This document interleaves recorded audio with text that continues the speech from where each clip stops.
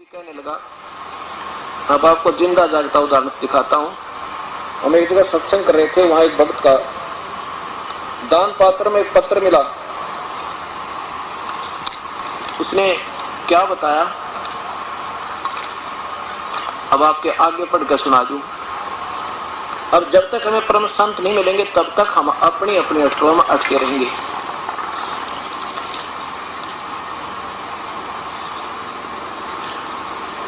इसने क्या बताया कि जी मेरी पत्नी 2 बच्चा न छोड़कर चली गई और मुझे दमे की बीमारी, दोनों बच्चों की परवरिश के लिए मैंने चोरी का सहारा ले लिया, चोरी करने लग गया।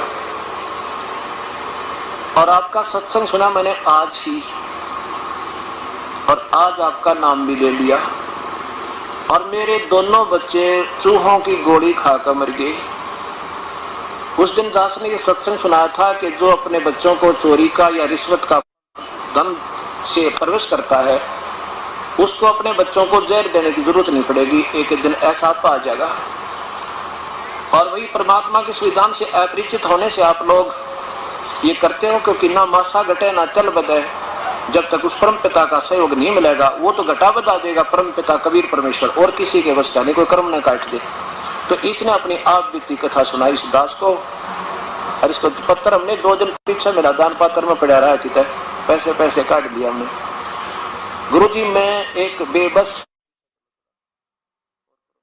लाचार हूँ, मेरी पत्नी 2 बच्चों को छोड़कर किसी दूसरे आदमी के साथ चली गई।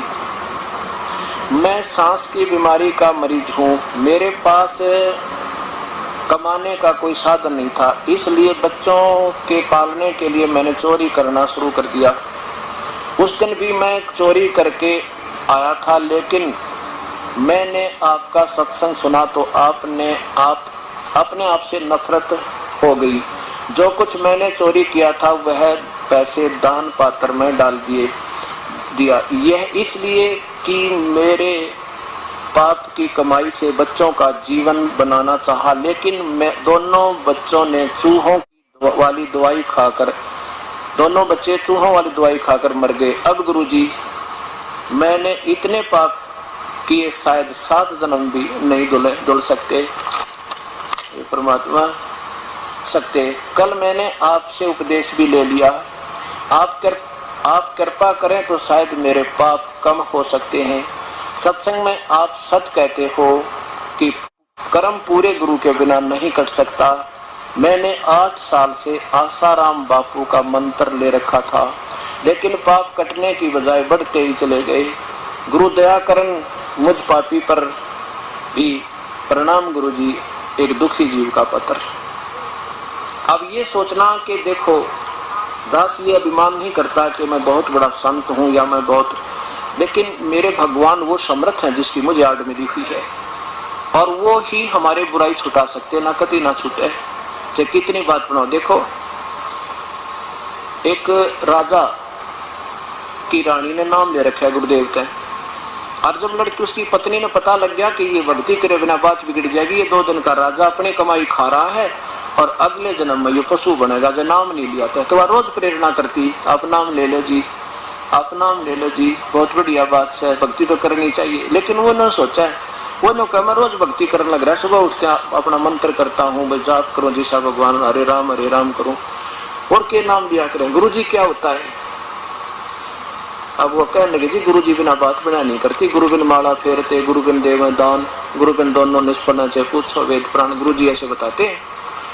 तो वो न सोचता ये औरत है ना, ये ऐसे सीधे से दिमाग की होती है, बहु को बहका ले, उससे भी बात नहीं, तो डरने के लिए कदे उपचुप हो जा घर में, और बका रखी हो किसी बेवकूफ गुरु ने, मैं कभी जाऊंगा इसकी आंखें आगे उसके हाथ को आ दूंगा, भी क्या जरूरत है गुरु बनाने की, अपने घर में भक्ति कर ले। जब उसने काफी कहा तो एक दिन कहने लगा मैं चलूंगा तो आपके गुरुदेव से मैं बात करूंगा, तो मेरी शंका का समाधान कर देंगे तो मैं नाम ले लूंगा। अच्छा जी चलिए होता, पर बोलिए ढंगते वहां पर गुरु जी का आगे उल्ट सुल्ट मत बोलिए, अपना मैं ठीक बोलूंगा। अब राजा जी आगे, रानी ने कहा गुरुदेव आज तो ये भगत जी भी आगे हैं और आपसे 2 बात करेंगे फिर नाम लेंगे। अच्छा बेटी कोई बात ना, चाहे 100 बात कर लो, नाम ले लो किसी प्रकार। राजा कहने लगा, महाराज जी एक बात बता, आप क्यों गुमराह क्या करते हो इन बूढ़ी आत्माओं को? है? क्या नाम गुरु के बिना नहीं लिया जाता? क्या गुरु बनाना ज्यादा जरूरी है? भक्ति तो घर भी कर सकते हैं हम, वैसे भी तो राम का नाम ले सकते हैं, भगवान का याद कर सकते हैं। अब गुरु जी ने सोचा आज तो ये कति नाराज होकर है, और जब मैं इसको समझाना चाहूंगा कति उल्टा पड़ेगा, मानने को नहीं। फिर राजा भाई ना तो ये सुना नहीं करते राजा लोग। कहने लगे, महाराज जी मैं आज तो इतना व्यस्त हूँ, संगत ज्यादा है, आपकी प्रश्न का उत्तर आज नहीं दे सकता, मैं कभी आपके घर आऊंगा, वहाँ प्रेम तो बतलावांगे काफी देर तक। राजा ने सोची और बढ़िया, रानी के सामने इसने फेल कर दूंगा, हाँ, और यार पीछा छोड़ देगी उड़ा जाना, वो तो मानती ना। गुरुजी ने समय नेट कर दिया जी, उस दिन आऊंगा मैं, चले गए। अब रानी ने सब मंत्रियों से कह दिया मेरे गुरुजी आओ तो आदर के साथ अंदर ले आना। अच्छा जी। अब राजा बैठा अपने राजगद्दी पे, गुरुजी पहुंच गए, सबने आदर के साथ अंदर ले गए। अब वहां पहुंच कर ऋषि ने कहा संत जी ने, वहां खड़े थे बॉडीगार्ड राजा के, उनसे कहा कि इसको अरेस्ट करो। राजा की तरफ संकेत करता है, उनको आदेश देता है कि इसको अरेस्ट करो। किसको? राजा की तरफ संकेत करता है। अब 2-3 बार कहा तो राजा उसके मुंह का नहीं देखा कि वो अच्छा बेवकूफ संत मुझे अरेस्ट करा। तब राजा ने बोला कि इसका दिमाग खराब हो गया, दिखा है। राजा बोला कि अरेस्ट करो इसे। उन सैनिकों से कहने की देरी थी, पूरा वाक्य नहीं हुआ था, इतना ऋषि जी पकड़कर 1 फुट उठा दिया जमीन के ऊपर। इंतजार कर रहे हैं कि आगे क्या कहे, इसमें गढ़े या कि तो जेल में ठोके। इतने में रानी आएगी। रानी कहने लगी, अब क्या कर रहे हो मेरे गुरुजी के साथ, ऐसी बदतमीजी क्या करते हैं, छोड़ो इनको।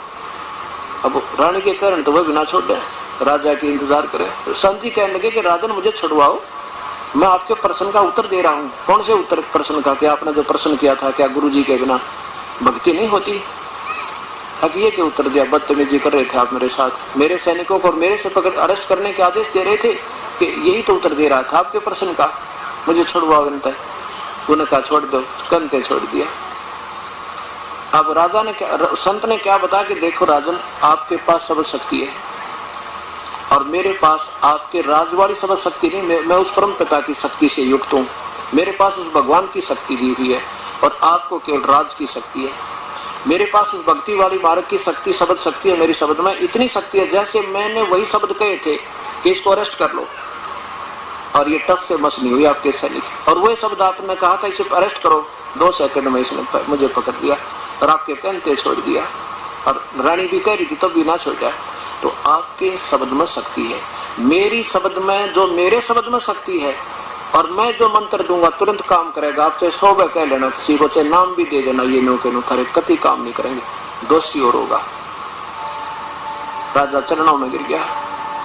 कहते हैं समझदार को संकेत बहुत होता है। तो ऐसे परमपिता परमात्मा की भक्ति प्यारी आत्माओं ऐसे बनेगी तो वो धर्मदास प्यारी आत्मा प्रभु के चरणों में गिर गए और भूल गया उस पुराने अधूरे गुरु ने, और ले लिया नाम समर्थ का, उसका बेड़ा पार हुआ।